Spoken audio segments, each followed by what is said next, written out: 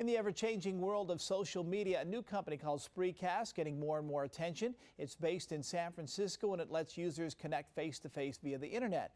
Jeff Fluhr is no stranger to new ventures. He's one of the founders of StubHub, which he sold in 2007. He has a new baby, Spreecast, and Jeff Fluhr joins me here tonight to talk a little bit about that. Thank you so much for coming. Appreciate it. Thank you, Brent. Thanks for having me. So kind of in a nutshell, give us the basic overview of how this works. You can connect face-to-face on the internet, which you can do through other things, but you can do it with Spreecast. And how's that one special or different? Yeah, sure. So Spreecast is really all about bringing people together for face-to-face conversation. We're very different from, say, a Skype or an iChat in that Spreecast is all about really public forum conversations. So a way to discover conversations about topics you might be interested in, like sports or politics, the elections. So timely, relevant topics that you might want to know more about, you can find people talking about them on Spreecast. And in some cases, you have the ability to talk to a whole bunch of people at once. I think Google Plus's format is 10 people at once, grand total. In yours, it's 4, but you did that by design. Tell me a little bit about that. You could have gone 9 or 10, but you said 4 is good. Yeah, sure. In some ways, we have a limitation of 4 that's less than Google Hangouts, but in some ways we actually have more capabilities. Let me describe what I mean by that. So on Spreecast, you can only have 4 people on camera at a time. That's correct. But you can have thousands of people, tens of thousands of people participating in the Spreecast using text chat, asking questions, tweeting, liking on Facebook.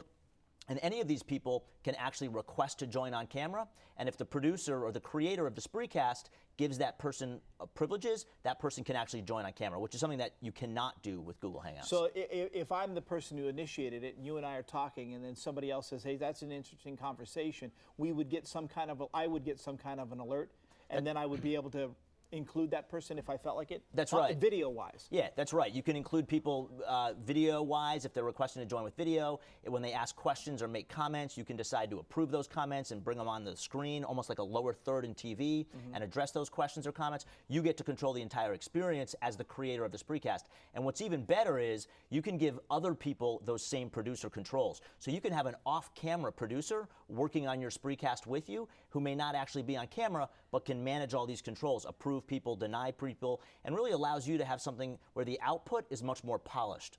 And tell me a little bit about some things that can happen in some other formats. You can invite the public to join, which they can as long as there's room, but you never know exactly who you're going to get. So let's suppose in your situation there's somebody who wanted to be in and I approved them and they came on, but all of a sudden they did something that was inappropriate or something that I didn't like and didn't want.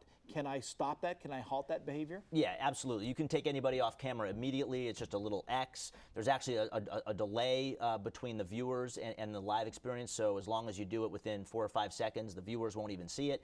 But what's even better is on the front end, before somebody joins on camera, you get a bunch of tools to really screen and vet the people. So you can preview their video before you actually put them on camera. You can text message with them and say, hey, what are you going to ask? What do you want to talk about? So you can get a little sense of what they want to do once they get on screen. So you really get to pre-screen people even before you put them on camera. You mentioned that before this goes public, so to speak.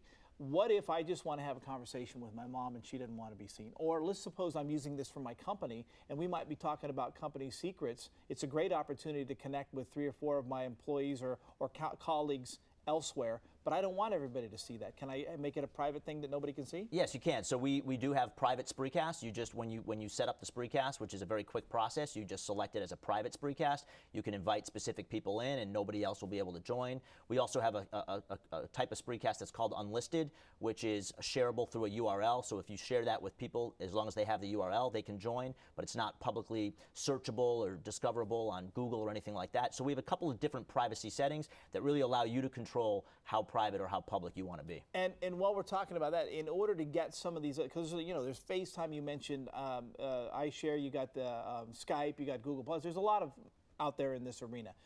In some cases, you have to sign up for an account through them. Do I need to sign up through an account through you, or do I have to enter your world, so to speak? Well, no, you can actually use your Facebook account, you can use your Twitter account, you can use an email address. So you can use your existing social media connections to create an account on Spreecast. You can actually watch a Spreecast too without necessarily creating an account. So you don't even have to have an account in all situations. How long you guys been around, and how did you decide to get into this? I know that you had some testing, 6 months or so ago, a little bit more than that. But as I mentioned, there's a lot of people in this game.